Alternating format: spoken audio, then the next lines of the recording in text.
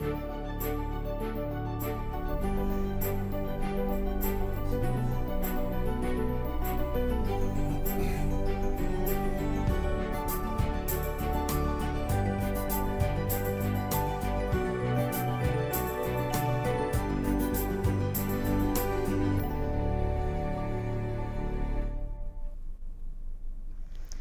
dia, Dr. António Oliveira e Silva. Estamos em direto para as redes sociais da Sociedade Portuguesa de Medicina Interna. O Sr. Doutor acabou de moderar a sessão Novas Especialidades, Oportunidades ou Ameaça. De acordo com este debate, considera que o aparecimento de novas especialidades para a medicina interna é de facto uma oportunidade ou uma ameaça? Bom, não propriamente por causa deste debate, como compreendo, nós já temos pensado muito sobre este assunto e temos opinião formada, embora o debate sirva sempre para discutirmos o assunto que é importante. É evidente que a evolução da medicina ao longo dos tempos surgiu para cada vez maior diferenciação e em algumas áreas muito específicas de conhecimento são precisos especialistas, são precisas pessoas que se dediquem em exclusividade a uma determinada área técnica, a uma determinada área de saber. O que se passa atualmente, o que se tem tentado, a tendência dos últimos anos tem sido a fragmentação cada vez maior para criar super especialistas. Dou exemplo, para não irmos mais longe, da oftalmologia, que há especialistas da retina, especialistas da córnea, especialistas do que quer que seja, ou seja, mesmo dentro das especialidades que já são subespecialidades da medicina interna, e cardiologia, com a hemodinâmica, com isso tudo, há a tendência à criação de novas especialidades. Eu acho que para a medicina interna, ou no âmbito da medicina interna, seria um erro.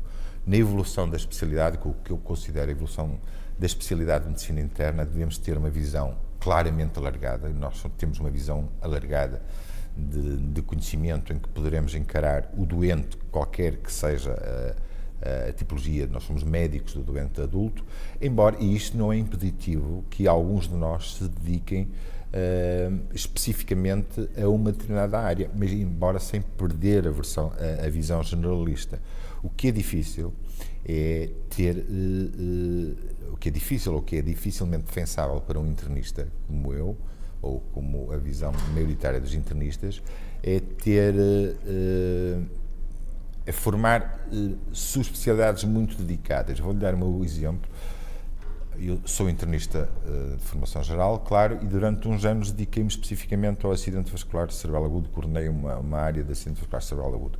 Isto não me fez perder a visão generalista da medicina interna e, por outro lado, trouxe-me vantagens, sendo internista, em tratar mais especificamente de um problema, mas sem perder a visão geral do doente. E, portanto, eu acho que a criação de novas especialidades, e quando se fala de oportunidade de ameaça é preciso ver para quem, eu acho que será uma ameaça para os doentes, muito mais para os médicos, ou seja, nós temos tendência sempre a falar nisto na visão do médico, na visão dos especialistas, mas temos que ver isto também em função da sociedade, do doente, dos custos em saúde que estão necessariamente a aumentar e como é que nós podemos minorar este aumento ou tentar atenuar este aumento. Eu acho que a criação de subespecialidades não terá vantagens nem para o doente nem para o sistema. Ok. Doutor, falou-se também muito neste debate sobre os serviços de urgência e sobre a questão de serem a porta de entrada do doente para o sistema de saúde e também sobre os horários dos internistas no serviço Sim. de urgência e das muitas horas que fazem.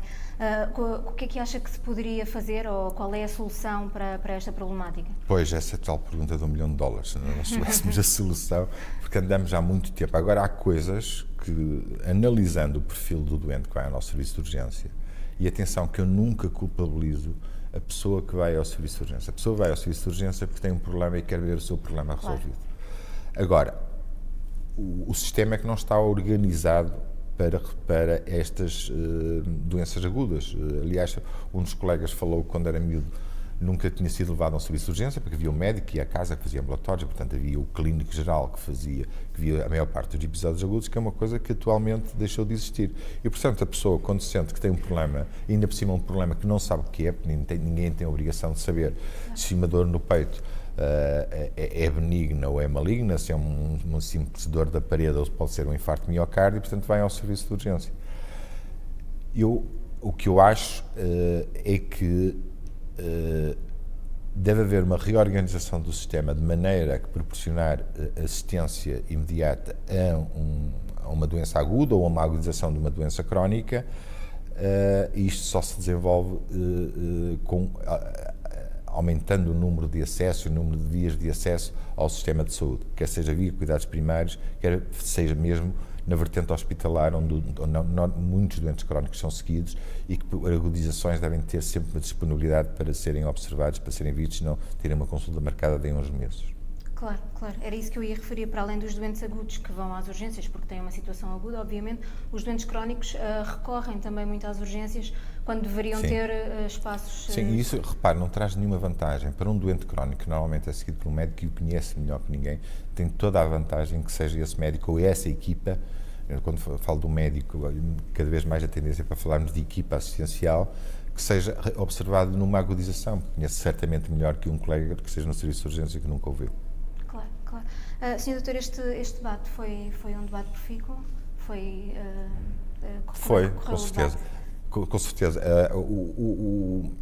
Não houve tempo, porque o âmbito da discussão era mais de criação de novas especialidades, não propriamente só da medicina de urgência, mas até pelo perfil dos preletores acabamos por cair nisso, mas eu achei que foi muito profícuo, claro, achei que sim. Ok. O Sr. Doutor, falou-se também na questão da formação de emergência, da medicina de emergência, para os internistas que estão praticamente muito no serviço de urgência. Como é que considera que é a formação nesta área? Bom, o que se falou e a tendência é a criação de uma especialidade de medicina de urgência ou não especialidade de medicina de urgência. Eu acho que isto é um falso problema. A medicina de urgência, a ser criada a especialidade, os únicos especialistas que ia substituir ou que deixariam de ser precisos no serviço de urgência ou em situação de urgência seriam precisamente os internistas. Porque não é possível formar ninguém que ao mesmo tempo diagnostique, trate o infarto de miocárdio e passado 2 horas esteja a operar um doente com uma apendicite aguda. Quer dizer, isto não existe, portanto, isto é um saber que é sempre, há várias especialidades que têm as suas componentes de urgência e de emergência que são todas úteis no cumprimento de funções no serviço de urgência. Isto não quer dizer que não tenha que haver um médico gestor do doente que chega ao serviço de urgência, um médico que pede a colaboração disto e daquilo. E, mais uma vez, os internistas, pela visão global do doente que têm, não só da parte aguda, mas em todo o espectro da doença que se pode manifestar e que conhecem as suas diversas manifestações, penso que seria redundante e seria um tiro no pé criarmos uma especialidade de medicina de urgência, ou seja, tirar os atuais internistas do serviço de urgência. Exato. Porque há uma evolução paralela também. À medida que a pessoa evolui durante o internato e se diferencia no internato como cada vez mais competências na medicina interna, ao mesmo tempo que vai ganhando competências também mais em medicina de urgência, em situações de urgência. E estas coisas não podem ser dissociadas. A pessoa que se dedique só a uma parte do espectro da doença fica muito limitada na sua atuação. Acho que tem toda a vantagem em ter pessoas a fazer serviço de urgência, ou seja, que vejam situações agudas, que estejam habituadas a ver doentes sem serem situações agudas. Exato, exato. Pronto, Sr. Doutor, muito obrigada. Obrigado. Continuação do bom congresso. Foi um gosto.